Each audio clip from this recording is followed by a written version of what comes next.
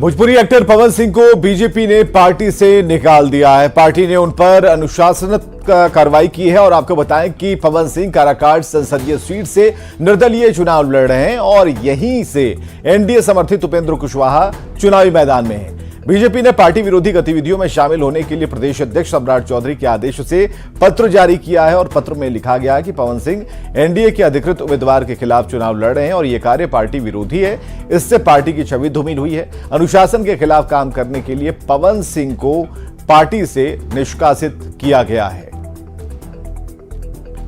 तो पवन सिंह को यह पत्र जारी किया गया है और उसमें बताया गया है कि अनुशासन के खिलाफ आपने ये कार्य किया और आपको दल विरोधी गतिविधियों को ध्यान में रखते हुए पार्टी से निकाला जा रहा है। तो ये निष्कासित किया जा रहा है। अरविंद शर्मा, प्रदेश मुख्यालय प्रभारी, बीजेपी बिहार। पवन सिंह को बीजेपी ने बाहर का रास्ता दिखा दिया। पवन सिंह को बीजेपी से निष्कासित करने पर सियासत शुरू हो गई। पवन सिंह को बीजेपी से निष्कासित करने पर सम्राट चौधरी ने सफाई देते हुए कहा कि पार्टी के खिलाफ काम करने पर ऐसी कार्रवाई समय समय पर होती रहती है। तो संजय मयूख ने कहा कि पार्टी के खिलाफ कोई भी व्यक्ति चुनाव लड़े, उस व्यक्ति को पार्टी निष्कासित करती है। मंत्री जमा खान ने कहा कि पार्टी के खिलाफ चुनाव लड़ेंगे तो कार्रवाई होगी। कार्रवाई है। पार्टी स्वाभाविक तौर पर पार्टी के खिलाफ कोई चुनाव लड़ता है तो पार्टी के स्तर पर ऐसी कार्रवाई होती है। देखिए, पार्टी के खिलाफ कोई भी व्यक्ति चुनाव लड़े, चाहे कितना भी बड़ा व्यक्ति हो, व्यक्ति को पार्टी निश्चित तौर पे निष्कासित करती है।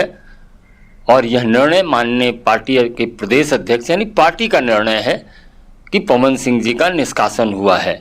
लेकिन बिहार की 40 के 40 सीट एनडीए गठबंधन जीतेगी, यह निश्चित है, क्योंकि जनता का अपार आशीर्वाद माननीय प्रधानमंत्री नरेंद्र मोदी जी के साथ। मैं भारतीय जनता पार्टी के इस फैसले का स्वागत करता हूं।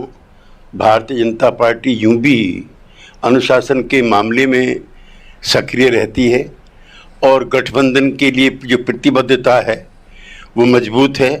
लिहाजा काराकाट में हम लोगों के उम्मीदवार उपेंद्र कुशवाहा जी जो गठबंधन के सीनियर लीडर हैं, उनके विरुद्ध जो उम्मीदवारी है वो एनडीए गठबंधन को कमजोर करने के लिए थी। काराकाट हाँ तो है तो पार्टी की गतिविधियाँ सही नहीं रहेगी तो यही नहीं होगा। किसी भी पार्टी में होता ही है। जब पार्टी चुनाव लड़ा रही है, एनडीए चुनाव लड़ रही है और एनडीए के खिलाफ आप चुनाव लड़ेंगे तो निश्चित तौर पर आप समझ रहे पार्टी को काम नहीं कर रहे हैं। आरजेडी ने पवन सिंह पर कार्रवाई को लेकर बीजेपी पर निशाना साधा। आरजेडी ने कहा कि बीजेपी ने इतनी देर से फैसला क्यों लिया, बीजेपी में भगदड़ मची है। बीजेपी किसको निकालेगी, किसको रखेगी, ये तो बीजेपी का अंदरूनी मामला है। और आज इतने दिनों के बाद इनको याद आया कि पवन सिंह की जो गतिविधियां हैं बीजेपी के खिलाफ है, जो अब निकाल रहे हैं। ये तो पहले भी एक बार पवन सिंह जी को निकाल चुके थे। बीजेपी वाले अस्थिर रहे, बीजेपी में भगदड़ मचा हुआ है। और कारागार से एनडीए उम्मीदवार उपेंद्र कुशवाहा ने पवन सिंह के पक्ष में चुनाव प्रचार करने आए भोजपुरी कलाकारों पर कहा, फिल्मी पैतरेबाजी से राजनीति की सेहत पर कोई असर नहीं पड़ेगा।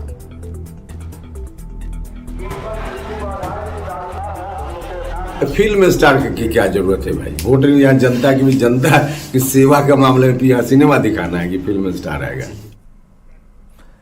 छपरा में भड़की चुनावी हिंसा और फायरिंग में एक व्यक्ति की मौत के बाद हालात तनावपूर्ण हैं। किसी भी तरह की अफवाह नहीं फैले, इसके लिए 2 दिन तक इंटरनेट सेवा बंद है।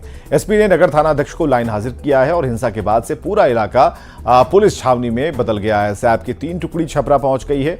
चुनावी हिंसा के बाद बिहार की सियासत सुलग रही है।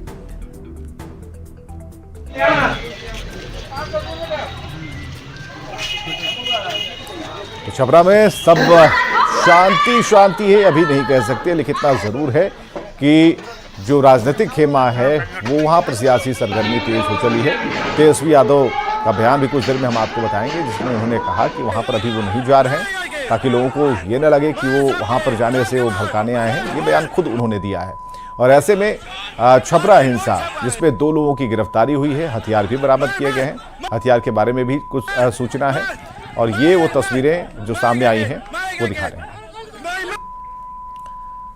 सम्राट चौधरी ने छपरा गोलीकांड पर बड़ा बयान दिया। सम्राट चौधरी ने आरोप लगाया कि रोहिणी आचार्य बूथ पर लोगों को भड़का रही थी। रोहिणी के साथ चल रहे सुरक्षा बल भी सम्राट ने उस पर सवाल खड़े करते हुए कहा कि लालू और राबड़ी देवी के अंगरक्षक रोहिणी के साथ चल रहे थे और इस बात की जांच चल रही है और जांच के बाद कार्रवाई होगी। वहीं सम्राट के अंगरक्षक वाले बयान पर तेजस्वी यादव ने पलटवार किया।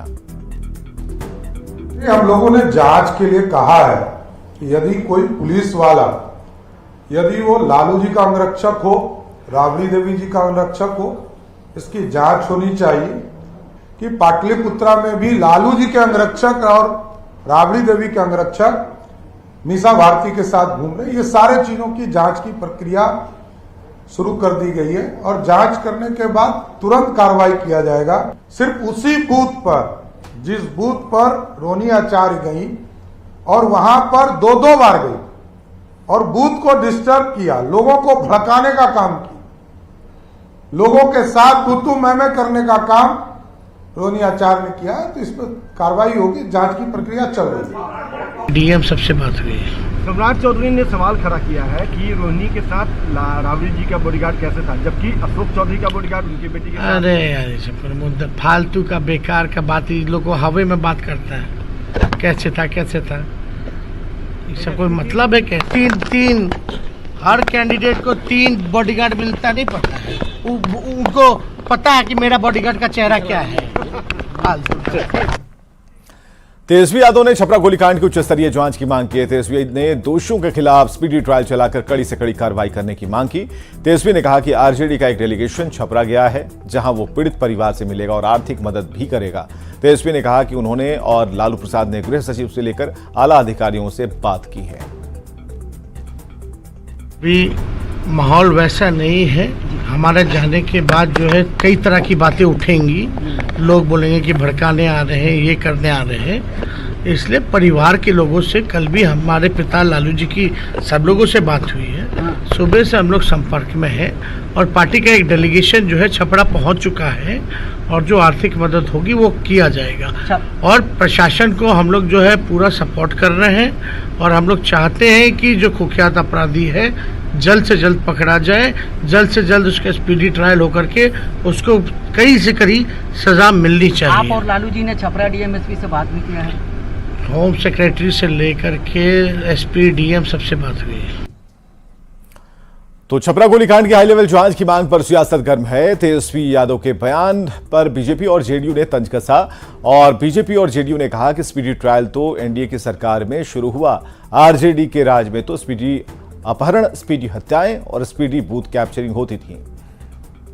देश के लोकतंत्र में लाठी और गोली की कोई जगह नहीं है, लेकिन जिस प्रकार से एक आरजेडी कार्यकर्ता की हत्या भारतीय जनता पार्टी के गुंडों द्वारा सारण में किया गया, वो बेहद ही निंदनीय है। और मैं जिला प्रशासन से यह मांग करता हूं कि यह सुनिश्चित किया जाए कि दोषी व्यक्ति के खिलाफ सख्त से सख्त कार्रवाई हो और स्पीडी ट्रायल के तहत उसे सजा प्रदान की जाए। तेजस्वी जी, ये स्पीडी ट्रायल तो भारतीय जनता पार्टी और एनडीए की शुरू की हुई प्रक्रिया है।